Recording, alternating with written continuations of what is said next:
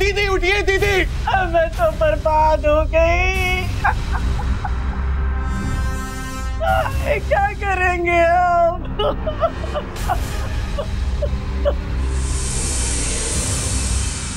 Phenyl की बोतल, phenyl P लिया।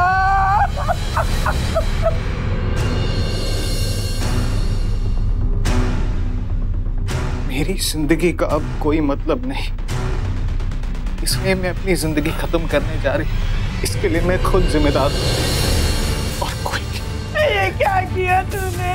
क्या किया मेरे बच्चे?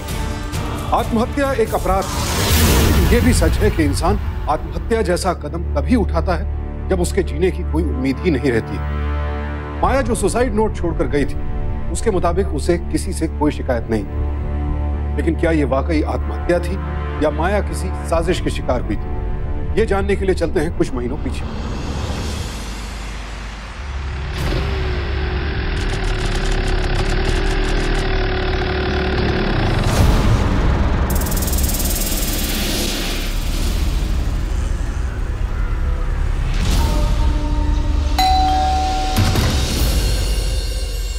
आ गए तुम? तुम्हारे पास नहीं आता तो कहाँ जाता?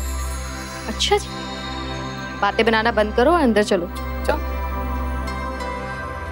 अच्छा माया सुन, वो पैसे तो लेके आई हो ना? वो तो मैं ऑफिस से आते वक्त ही लेती हुई आई थी। तुम बैठो, मैं लेकर आती हूँ।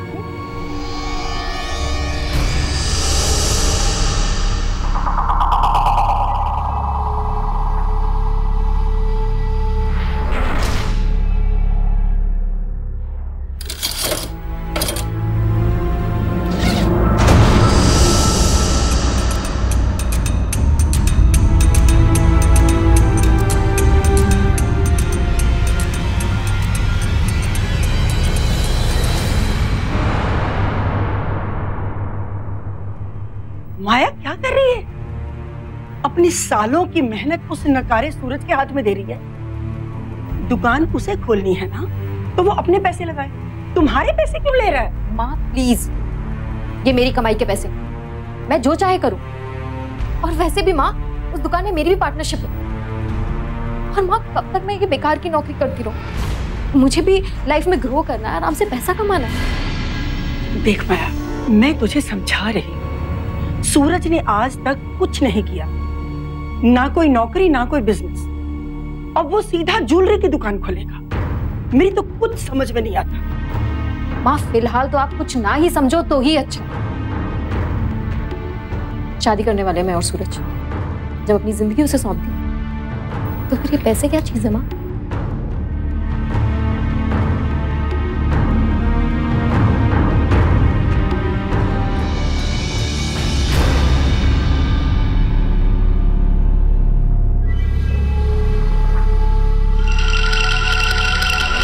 Thank you so much ma'am. तो मैं चलूँ अभी?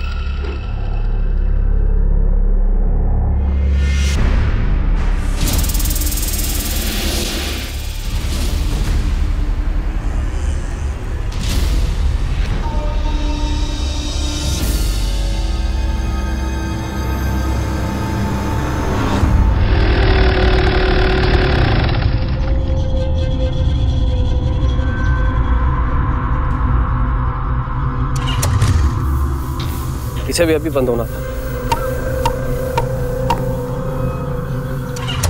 चल पड़।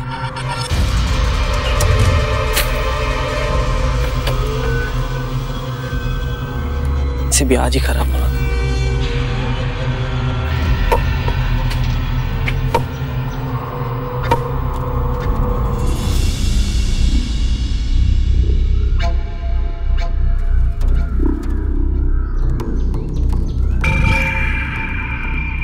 जरा संभल के सूरज,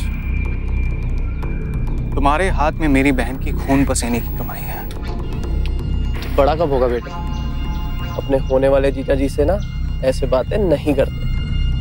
और रही बात इन पैसों की, तो तेरी दीदी को मुझ पे पूरा भरोसा है, समझे? अच्छी तरह जानता हूं कि तुम जैसे लोग भरोसा जीतकर पैसा ले लेते हो और फिर उसी भरोसे को तोड़ देते हो चंद पैसों के। मगर ध्यान रखना, मेरी नजर तुम पर हमेशा रहेगी।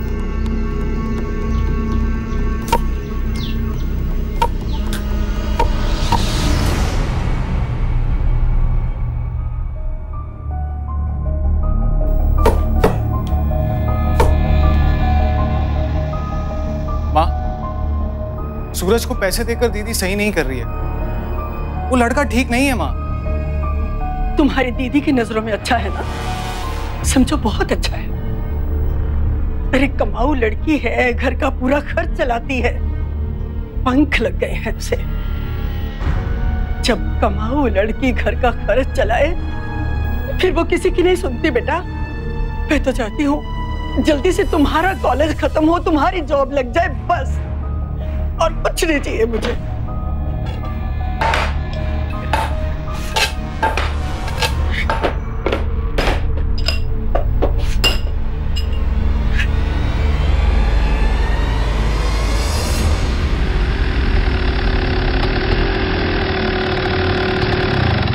वे सूरज, अरे भाई कैसा? मिठाई नहीं लाया?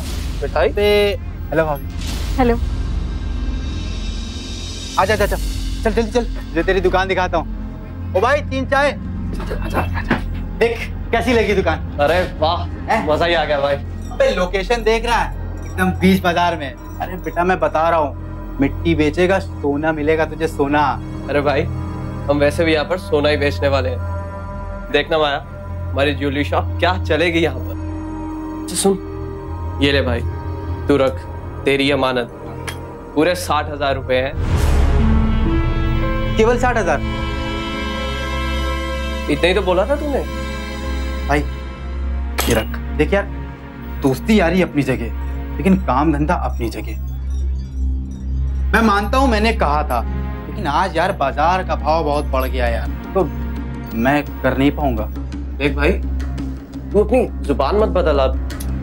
भाई ये बाजार है, यहाँ जबान भाव के हिसाब से बदलती है, समझा? और आज की डेट में 80,000 से ज्यादा कुछ हो नहीं पाएगा, समझा? लेकिन मैं तेरी एक मदद कर सकता हूँ, ये दुकान में कुछ दिनों तक रोक सकता हूँ। अगले हफ्ते आराम से आ जा, बाकी के पैसे ले आ। वरना वरना वरना क्या? देख अभिषेक, तू जो भी कर रहा है सही नहीं कर रहा है। मैं ना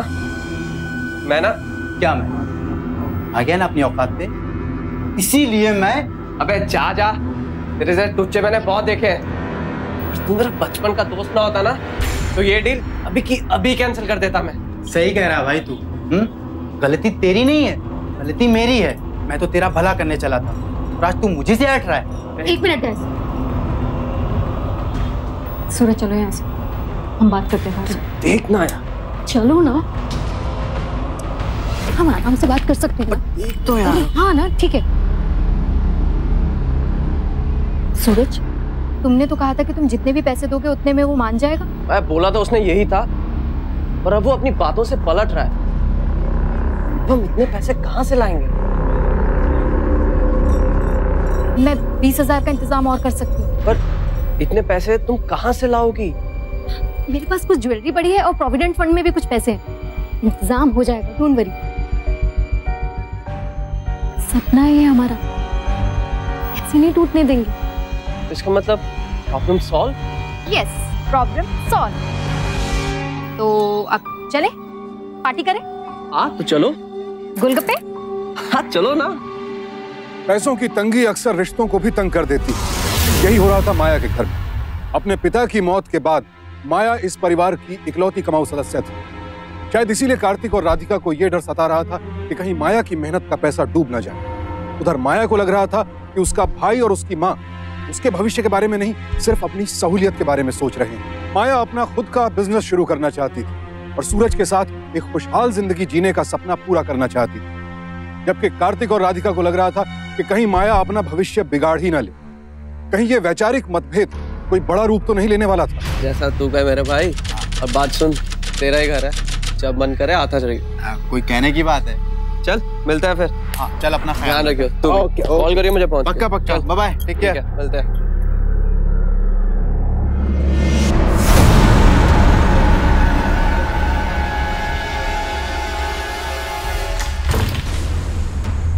अरे माया, अरे तुम यहाँ कैसे? मिस्टर सूरज, बीवी हूँ तुम्हारी होने वाली। जब दिल करेगा तब आऊंगी। आ सकती हूँ ना? वैसे अभिषेक यहाँ क्यों आया था? तुम दोनों के बीच में सब ठीक हो गया क्या? दोस्त लोग हैं ना, तो इतना सब तो चलता ही रहता है। लेकिन वो आया क्यों था? अरे कुछ नहीं, बस वो दुकान की डील क्लोज करने के लिए आया था। डील तो क्लोज हो चुकी है ना सूरज। देखो सूरज, उसे 20,000 देके नक्की करो और ज्यादा दोस्ती रखने की कोई जरूरत नहीं है। अरे हाँ, तुम ये सब छोड़ो, चलो अंदर तो चलो ना। अरे माया, गुस्सा छोड़ भी दो और हंस दो। अरे अब हंस भी दो। अच्छा एक काम करो, तुम बैठो, मैं तुम्हारे लिए कॉफी लेके आता हूं। नहीं बाबा, मुझे ऑफिस के लिए देर हो रही है। मैं तो बस आई थी कि तुम्हें ये ज्वेलरी दे दूं। इसे बेच के 20,000 दे दो उसको। थैंक यू सो मच माया। बस एक बार हमारी दुकान चल निकले ना, फिर देखना। इसे तिगनी कीमत के गहने लाके दूंगा मैं तुम्हें। आई नो सूरज, पूरा भरोसा है मुझे तुम पर। आई लव यू माया, तुम्हारा ये भरोसा मैं कभी नहीं टूटने दूंगा। I love you to.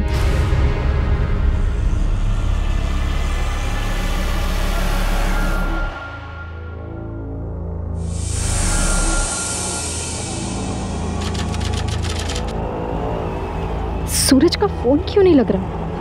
कहाँ है? फोन भी तो नहीं लग रहा। सूरज, where are you?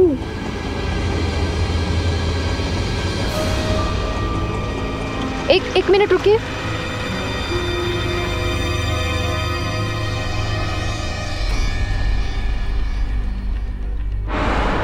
सूरज ने काम भी शुरू करा दिया दुकान में और मुझे बताया तक नहीं। सूरज है कहाँ? सूरज, यही तो मैं पूछ रहा हूँ कि सूरज है कहाँ?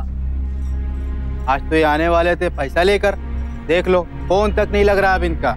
तो मैडम ऐसा है, जो मेरी दुकान है ना, उसके लिए मुझे फोन बहुत आ रहे हैं और अब मैं ये दुकान जा रहा हूँ देने किसी और को। अरे अभिषेक, तुम ऐसे कैसे ये दुकान किसी और को दे सकते हो? तो क्या करूँ? अरे कितना इंतजार करूँ भाई? लेकिन मैंने तो सूरज को पैसे दे दिए थे, लेकिन उसका फोन भी नहीं। मुझे कोई पैसा वैसा नहीं मिला, ठीक है? इतने दिनों तक दोस्त समझ कर दुकान रोक कर रखी थी। सूरज जिस दिन भी मिले उससे कह देना, शक्ल तक ना दिखाए मुझे। चलिए जाइए, हमें कोई दुकान नहीं देनी है आपको, कोई दूसरी दुकान ढूंढिए। जाइए जाइए। ए, सारा काम बंद करो, किसी को दुकान नहीं देनी है। यार लाना यार।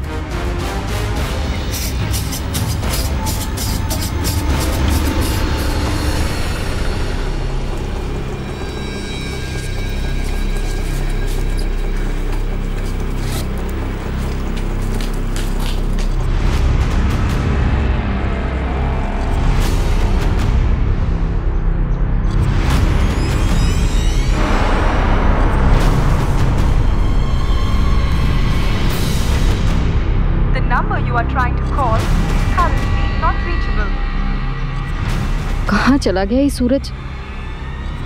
घर पर भी नहीं है और फोन भी नहीं लग रहा। क्या हुआ माया? माँ, सूरज का कुछ पता नहीं, फोन भी नहीं लग रहा उसका। घर गई थी, वहां भी लॉक लगा था। मैंने उसे ज्वेलरी भी दे दी थी। क्या हुआ कार्तिक? कहाँ जा रहे हो? पुलिस स्टेशन जा। देखा, भाग गया ना। ऐसा नहीं है कार्तिक, ये भी तो हो सकता है कि वो खुद ही किसी परेशानी में फंस गया। अगर ऐसा है तब भी पुलिस स्टेशन जाने में क्या दिक्कत है? सूरज के यूं अचानक गायब होने से माया के सारे सपने टूट गए। आखिर माजरा क्या था? कहां गया सूरज? क्या वो माया को धोखा देकर उसके पैसे लेकर कहीं भाग गया था या फिर किसी हादसे का शिकार हो गया था? माया के जहन में भी यही सब सवाल थे, लेकिन उसके पास कार्तिक के इन सवालों का कोई जवाब नहीं था। आखिरकार कार्तिक और माया ने पुलिस स्टेशन जाकर सूरज के लापता होने की रिपोर्ट लिखवाने का फैसला किया। पुलिस हरकत में आई और सूरज की तलाश की जाने लगी। उसके पड़ोसियों, दोस्तों, सबसे पूछताछ की गई, लेकिन सूरज का कहीं कुछ पता नहीं चला। क्या माया कभी हकीकत जान पाएगी या फिर कार्तिक की सोच उसके सामने कोई और कड़वा सच लेकर आने वाली थी?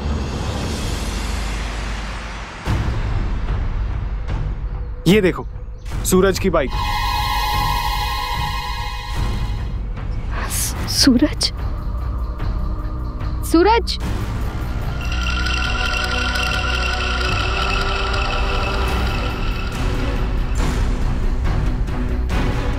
अब समझ में आ गया?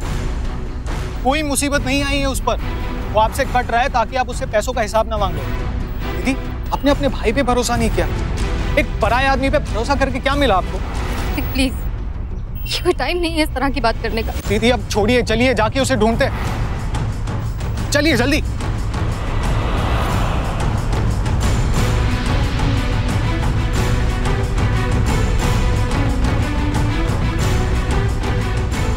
सूरज,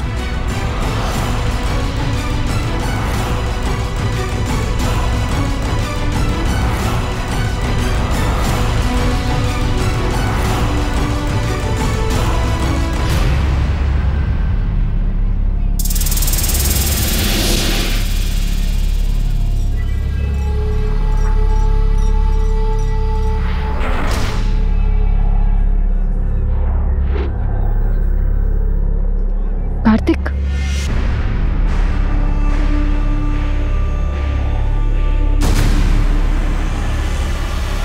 सूरज, क्या? I am so sorry. मैं यहाँ किसी को ढूंढ रही थी। It's okay. Kartik, I think हमें पार्किंग एरिया में जाना चाहिए। सूरज अपनी बाइक तो लेने आएगा ना वहाँ? हाँ दीदी, you're right। चलो।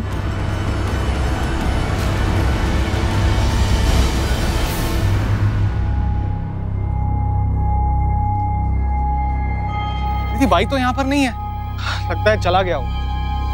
दीदी मैं यहीं पर रहना चाहिए था। बड़ी तकलीफ होती है जब वो शख्स आपका विश्वास तोड़ दे जिस पर आपकी सारी उम्मीदें टिकी हो। माया के साथ भी यही हुआ। उसके लिए ये एक बहुत बड़ा सदमा था। अब तक वो सोच रही थी कि सूरज किसी मुसीबत में, लेकिन यूं उसकी बाइक बाजार में मिलने से उसका दिल टूट गया। उसे लगने लगा कि शायद उसके भाई और उसकी मां की राय सूरज के बारे में बिल्कुल सही थी। बहरहाल अब इतना तो तय हो गया कि सूरज गायब नहीं था, लिहाजा माया फिर से पुलिस स्टेशन पहुंची। 4 दिन पहले आपने रिपोर्ट लिखवाई कि सूरज मिसिंग है, और आज आप कह रही हैं कि सूरज मिसिंग नहीं। सर मैं तो कह रहा हूँ कि वो हमें बेवकूफ बना रहा है, वो मिसिंग होने का नाटक कर रहा है सर। कार्तिक प्लीज। तो ठीक है, फ्रॉड का केस दर्ज करूं, लेकिन कहीं ऐसा ना हो कि कल आप आ जाएं और कहें कि मैं अपने प्रेमी को बचाना चाहती हूँ, स्टेटमेंट बदलती हूँ, रिपोर्ट चेंज कर दीजिए। सोच लीजिए एक बार। कार्तिक चलो यहाँ से। अरे पर दीदी। पर कुछ नहीं, मैंने बोला ना चलो यहाँ से। आई एम सॉरी सर, हमें कोई रिपोर्ट नहीं लिखानी। चलो कार्तिक।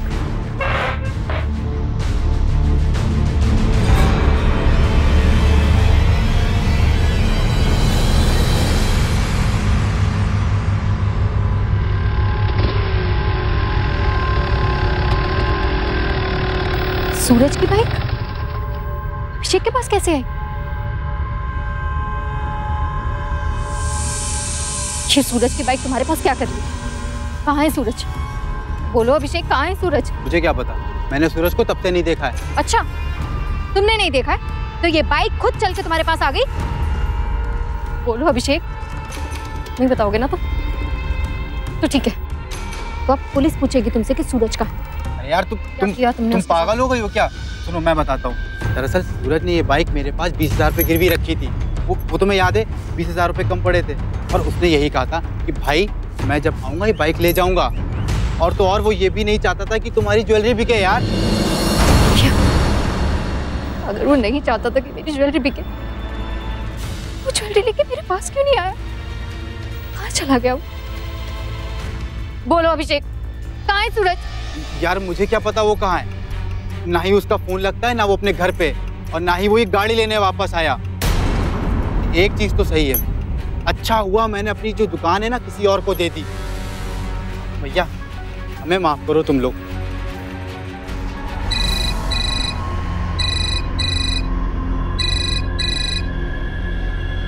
हेलो,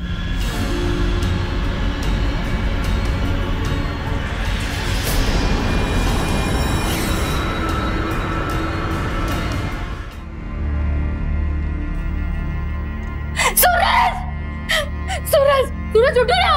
सूरज क्या हो गया? इसकी लाश हमें जंगल से मिली है। जंगल? इंस्पेक्टर साहब, सूरज जंगल क्यों गया था? वो जंगल क्यों जाएगा? और सूरज को कोई क्यों मारेगा? इस बात का जवाब तो अभी हमारे पास नहीं है, लेकिन मुझे लगता है कि इसके साथ लूटपाट हुई है। गले पे चेन टूटने के निशान है, ना हाथ में घड़ी है ना जेब में वॉलेट। हे भगवान, किसने कर दिया ये सब? किसने किया और क्यों किया, पोस्टमार्टम और तफ्तीश के बाद ये तो पता चल ही जाएगा। और हाँ, इस बेचारे की माँ बहुत बूढ़ी है, यहाँ नहीं आ सकी, इसलिए पोस्टमार्टम के बाद इसकी लाश और इसका सारा सामान हम लखनऊ भिजवा रहे हैं। सर प्लीज ये काम आप मुझे करने दीजिए। सूरज का सारा सामान मैं पहुंचाऊंगी, मैं पहुंचाऊंगी आप तक। ठीक। सूरज की मौत माया के लिए बहुत बड़ा धक्का थी, लेकिन यह तय हो गया था कि माया को सूरज ने धोखा नहीं दिया था, बल्कि वो तो खुद अपराध का शिकार हो गया था। और यह पता नहीं चल पा रहा था कि आखिर किसने उसे लूटा और फिर उसकी हत्या कर दी। पुलिस को ऐसा कोई भी सुराग नहीं मिल पा रहा था जो उन्हें मामले की तह तक पहुंचा सके। आखिरकार सूरज के पार्थिव शरीर और उसके सामान को अंतिम संस्कार के लिए उसके गांव भेज देने का फैसला किया गया।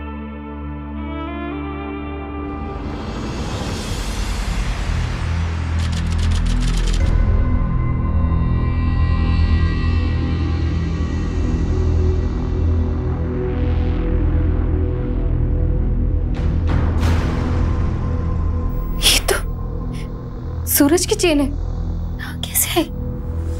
इसका मतलब सूरज के साथ जो भी कुछ हुआ वो यही हुआ, इसी घर में। सूरज की बॉडी जंगल में मिली थी ना, उसकी चेन यहाँ। पुलिस की तफ्तीश कह रही थी कि सूरज की हत्या लूटपाट के इरादे से की गई, लेकिन उसके ही कमरे से उसकी सोने की चेन का मिलना कुछ और कहानी कह रहा था। तो क्या वाकई सूरज की हत्या जंगल में हुई लूटपाट के बाद, या फिर किसी ने उसके कमरे में उसकी हत्या की और फिर ऐसा दिखाना चाहा कि यह एक हादसा था? सूरज की चेन इस मामले की अहम कड़ी थी और माया सोच रही थी कि अब आगे क्या कदम उठाया जाए।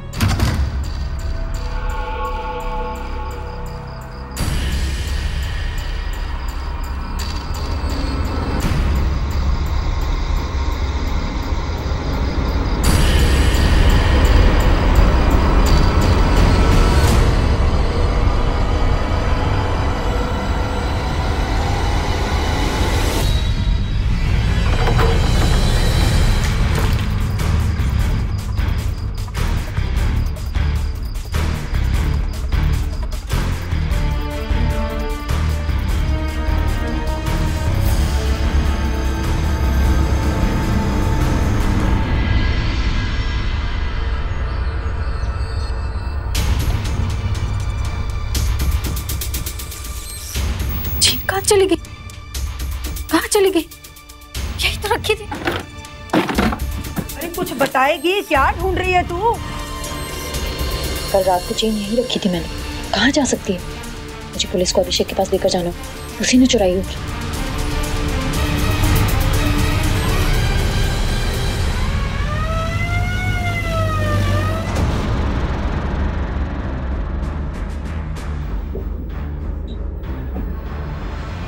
सर,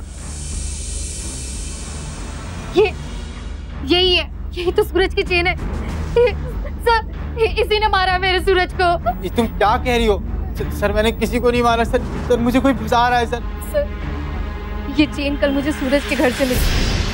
अगर सूरज की लाश जंगल में थी तो उसकी चेन घर पर क्या कर रही थी? ये देखिए सर, इसमें ब्लड भी लगा हुआ। इसी ने मारा मेरे सूरज को, उसकी बाइक भी चुरा ली और ये चेन भी चुराई इसने। मैं किसी का खून नहीं कर सकता हूँ सर। असली कहानी क्या है ये अपने मुंह से उगलेगा। देख लो सर। नहीं सर, मैं किसी के सर ये देखिए सर, किसी के पैरों के निशान मेरे घर तक जा रहे हैं सर। सर मैं बोल रहा हूँ सर, कल कोई आया था सर यहाँ पर, ये निशान उसी इंसान के जो मुझे फंसाना चाह रहा है सर। एक और नई कहानी बना रहे हो ना तुम? सर आप ही बताइए, मेरी दुकान में कोई काम नहीं कर रहा है सर, तो ये निशान किसकी हो गए सर? सर मैं किसी को नहीं मार सकता सर, मैं किसी को नहीं मार सकता सर।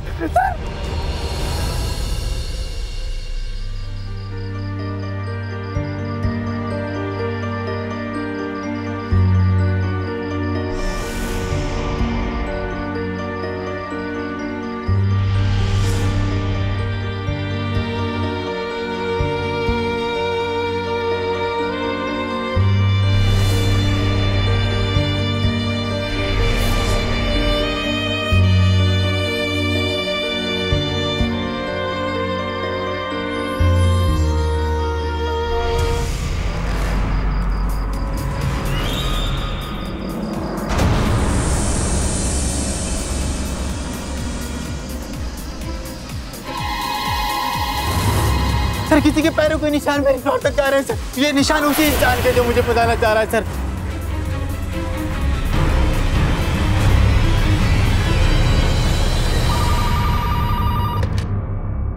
हेलो।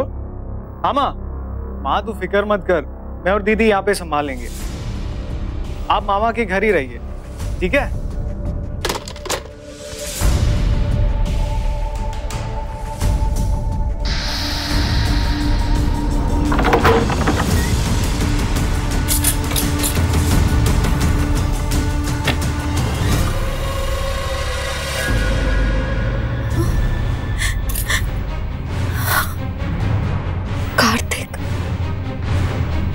कार्तिक ने ये सब कुछ किया? मेरे अपने भाई ने? सब बता दूंगी मैं पुलिस को। कार्तिक तू? हाँ मैं। दीदी क्या करूं, इतनी जिद्दी जो तू, कितना समझाने की कोशिश की कि वो लड़का तेरे लायक नहीं है, नहीं है, नहीं है, मगर नहीं, तू नहीं मानी।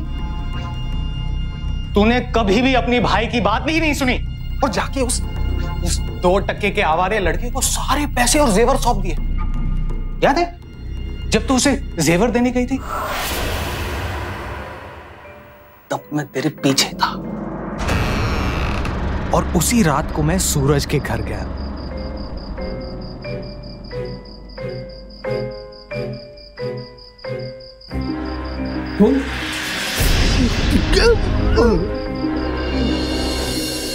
उसकी हत्या की।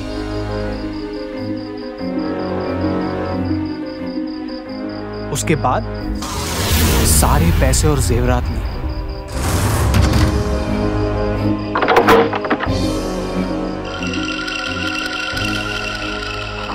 उसके बाद उसके लाश को बोरे में भरकर जंगल में फेंकाया।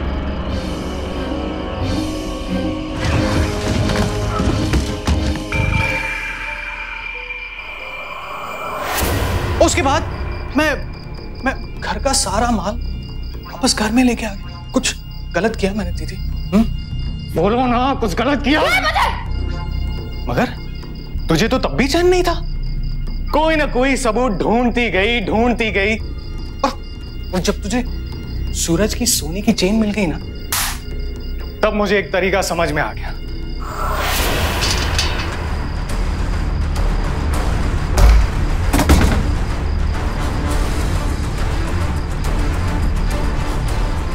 मैंने जाके वो गोल्ड वाली चेन अभिषेक के यहां रख दी। तू ये सब करेगा और बच जाएगा। पुलिस को बताऊंगी मैं ये सजा। हाँ, पुलिस को? अच्छा एक बात बता, तू पुलिस के पास जाएगी कैसे? तू तो यही बंदे रहने वाली है। समझी ना पगली? पागल हो गया तू कार्तिक? कार्तिक खोल मुझे प्लीज, कार्तिक खोल। कब तक बांधेगा? बोलना कब तक बांधेगा? अभी मां आ जाएगी तब तो मैं खुल जाऊंगी ना। फिर देखियो तू।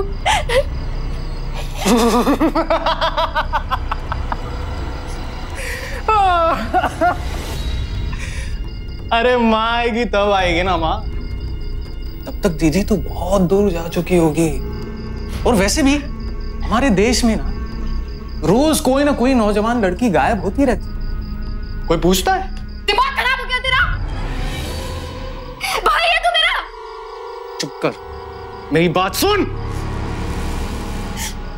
पुलिस तो यही समझेगी कि तूने पागलपन में आके घर छोड़ दिया और फिर सदमे में आके तूने खुदकुशी कर ली। छोड़ मुझे।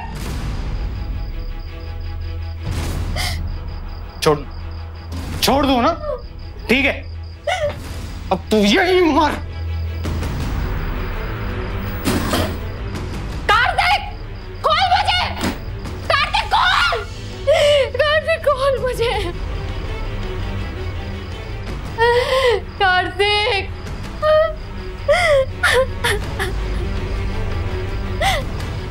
कार्तिक खोल मुझे। मैं कहती हूँ खोल मुझे।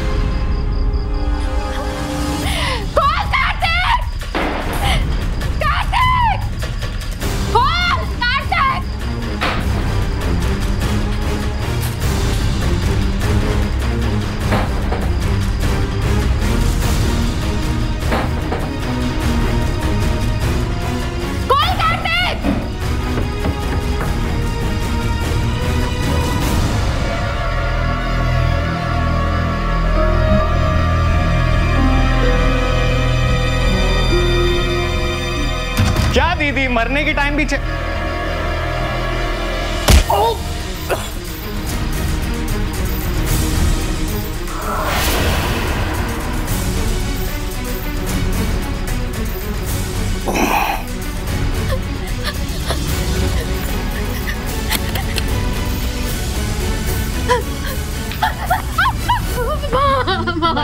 क्या हुआ? इतनी घबराई हुई क्यों है? सब ठीक तो है? माँ कुछ भी ठीक नहीं है माँ। वो कार्तिक माँ उसने सूरज को मारा माँ। माँ मुझे भी मारना चाहता है माँ। उसने मुझे बांधा, रस्सियों से बांधा ऊपर माँ। चलो पुलिस स्टेशन माँ। नहीं पुलिस के पास। नहीं बेटा, मेरी बात सुनो। वो ऐसा कुछ नहीं करेगा। हम पुलिस के पास जाएंगे, पर उससे पहले कार्तिक को मैं सजा दूंगी। कैसी बातें कर रही है? ऐसी हालत में बाहर जाएगी तो लोग क्या कहेंगे? अंदर चल, हम पुलिस को खुद फोन करते हैं। चल। नहीं अंदर नहीं माँ कार्तिक। आओ आओ मेरे साथ। चल। नहीं माँ कुछ नहीं होगा, तू पुलिस को फोन कर।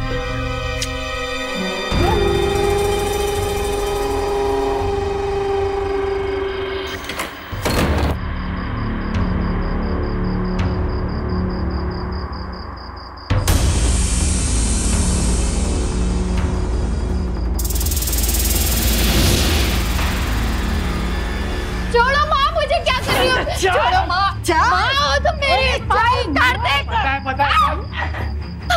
यही रहा, बंद कर दे दरवाजा।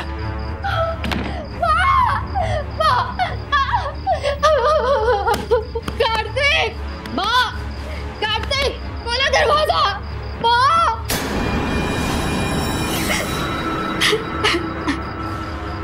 नहीं जीना मुझे मर जाना माँ। सूरज को मार डाला आप लोगों ने।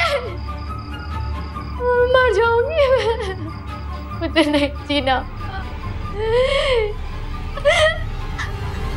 माया को अपनी आंखों और अपने कानों पर विश्वास नहीं हो रहा था। माँ जिसे ममता की मूरत समझा जाता है, क्या वो इतनी क्रूर हो सकती है कि अपनी ही बेटी के होने वाले सुहाग की जान ले? भाई जो बहन की रक्षा करने की कस्में खाता है, क्या वो लालच में इतना अंधा हो सकता है कि अपनी ही बहन का जीवन तबाह कर दे? माया विश्वास नहीं कर पा रही थी कि उसके अपने सगे इतना विभत्स अपराध कर सकते थे। कहां तो वो पुलिस के सामने सूरज की हत्या का राज खोलना चाहती थी, और कहां अब खुद उसकी जान खतरे में थी।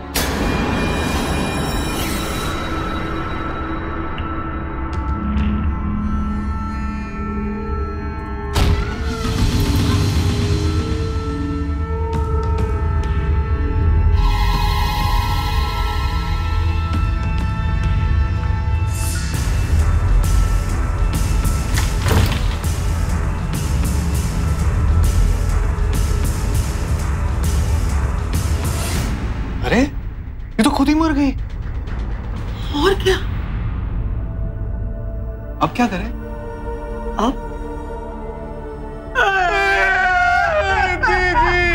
मेरे बच्चे। दीदी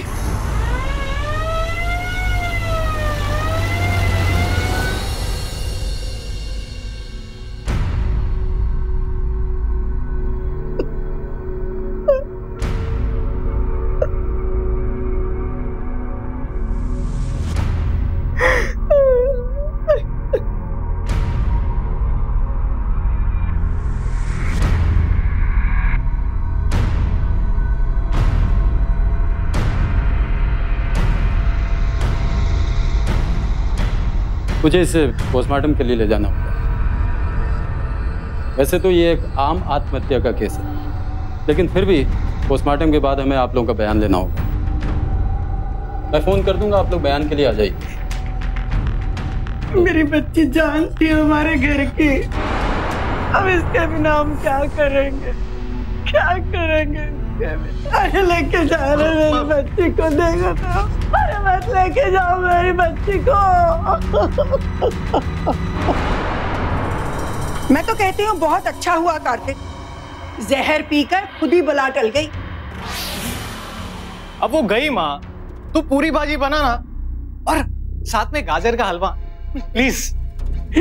बनाती हूँ, अच्छा कार्तिक, तुम याद रखना, माया के ऑफिस से प्रोविडेंट फंड लेना है। अरे माँ, वो तो पोस्टमार्टम के बाद ही होगा ना, डेथ सर्टिफिकेट लगेगा उसके लिए। तू खाना बनाना, मुझे बहुत भूख लगी है। हाँ हाँ बना रही।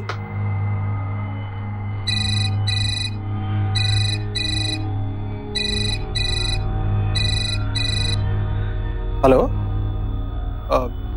जी इंस्पेक्टर साहब, जी हम वहां पर पहुंचते हैं।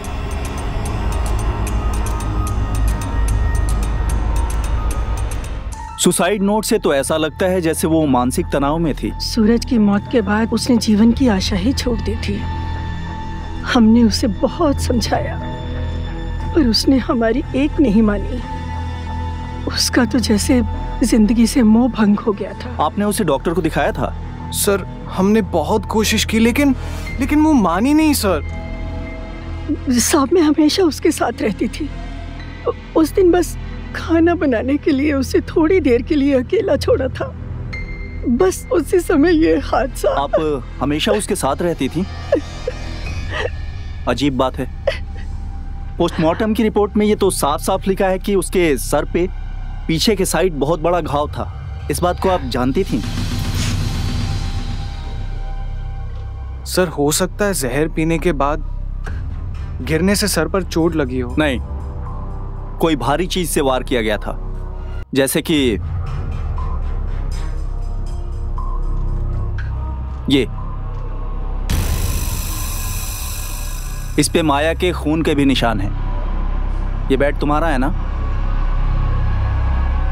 हाँ सर। खैर, फॉरेंसिक रिपोर्ट से ये पता चल ही जाएगा कि सच्चाई क्या है, लेकिन मैं ये चाहता हूं कि आप दोनों अपने मुंह से सच्चाई उगलें।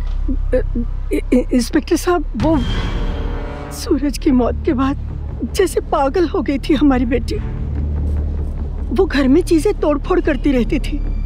हो सकता है उसी दौरान उसे चोट लग गई हो। हाँ सर। अब उसे लग गया था या उसने अपने आप को मार लिया, ये बात तो वो ही बताएगी। आप क्या कहना चाहते हैं? मैं कुछ समझ नहीं पाई। अभी समझाता हूं, आइए।